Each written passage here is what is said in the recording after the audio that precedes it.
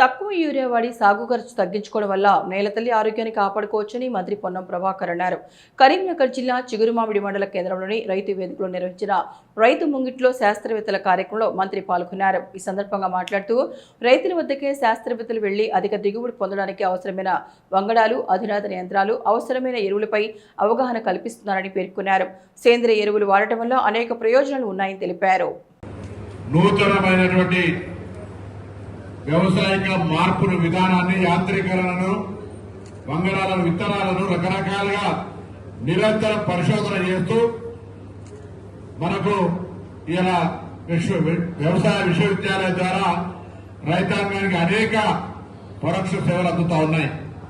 కానీ పెద్దలు ఇదొకటి ఝాన్సీ మేడం చెప్పినట్టుగా మరి వీసీగా జానయ్య గారు వచ్చిన తర్వాత, తెలంగాణ ప్రజాపాలన ప్రభుత్వం వచ్చిన తర్వాత రేవంత్ రెడ్డి గారి నాయకత్వంలో, వ్యవసాయ మంత్రి తుమ్మల నాగేశ్వరరావు గారి నాయకత్వంలో వ్యవసాయ రైతుల దగ్గరికే శాస్త్రవేత్తలు పోవాలి. వారికి అవగాహన ఉన్నప్పటికీ కాలం మారుతా ఉంది.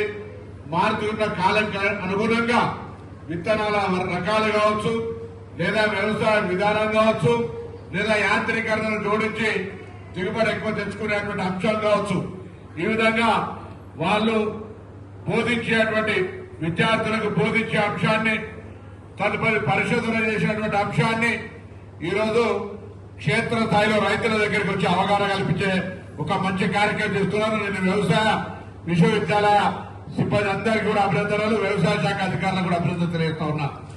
దీనివల్ల రైతులకు ఇప్పుడు కార్యక్రమం మేము మాట్లాడి ఇంకో కార్యక్రమం పైన కొంత శాస్త్రవేత్తలు వీళ్ళందరూ ఉంటారు. మీకే అనుమానం వ్యవసాయానికి సంబంధించి ఉన్నా, ఇవాళ ఈ ప్రాంతంలో నగరూరు దగ్గర ఆయిల్ ఫ్యాక్టరీ పెట్టుకున్నాం.